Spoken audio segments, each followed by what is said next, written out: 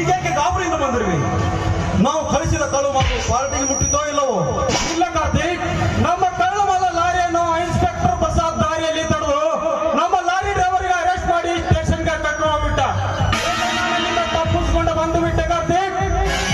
No inspector, no. ನನ್ನ ಲಕ್ಷಾಂತರ ರೂಪಾಯಿ ಕಳ್ಳು ಮಾಲು ಹಿಡಿದು ನನ್ನ ವ್ಯವಹಾರವನ್ನು ಮಣ್ಣು ಪಾಲು ಮಾಡಿದ್ಯಾ? ರಾಬರ್ಟ್, ಆ ಖಾಕಿ ತೊಟ್ಟವರಿಗೆ ಇನ್ಫಾರ್ಮೇಶನ್ ಕೊಟ್ಟವರಾರು? ನಮ್ಮ ವೈರಿಯಾದ ರಘು ಪ್ರಸಾದನ್ಗೆ ವಿಷಯ ತಿಳಿಸಿದ್ರಿಂದ ನಮಗೆ ನಷ್ಟವಾಯಿತು. ರಘು ರಘು ರಘು, ನನ್ನ ಮೇಲಿನ ಸೇಡಿಗಾಗಿ ನಾನು ನಡೆಸುತ್ತಿರುವ ಲಕ್ಷಾಂತರ ರೂಪಾಯಿ ವಿಷಯ ಮಣ್ಣು ಪಾಲು ಮಾಡಿದ ನಿನಗೆ ಇನ್ನು ಮುಂದೆ ಸುಖದ ಸುದಿನವೇ ಇಲ್ಲೇ. ರಾಬರ್ಟ್, ಏನ್ ಕಾರ್ತಿಕ್?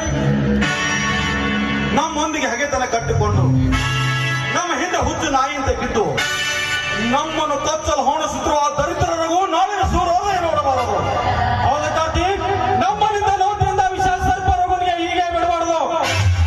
ಅವನಿಗೊಂದು ಪರಲೋಕ ದಾರಿ ತೋರಿಸಲೇಬೇಕು. ಕಾರ್ತಿಕ್, ನಾವಿಲ್ಲಿಂದ ಬೇಗ ಮರೆಯಬೇಕು. ಯಾಕೆ ರಾಬರ್ಟ್? ಯಾಕಂದ್ರೆ ಕಾರ್ತಿಕ್, ಲಾರಿ ಡ್ರೈವರ್ನಿಂದ ಎಲ್ಲ ವಿಷಯ ತಿಳಿಸ್ಕೊಂಡು ಆ ಇನ್ಸ್ಪೆಕ್ಟರ್ ನಮ್ಮನ್ನು ಬಂಧನಿಸು ನಮ್ಮ ಗುಪ್ತ ಸ್ಥಳಕ್ಕೆ ಬಂದೇ ಬರ್ಬೋದು.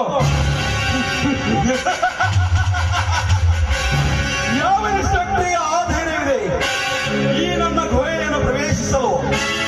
ಇಡೀ ರಾಜ್ಯ ಕಾರಣಗಳೇ ನನ್ನ ಕಪಿ ಮುಷ್ಟಿಯಲ್ಲಿರುವಾಗ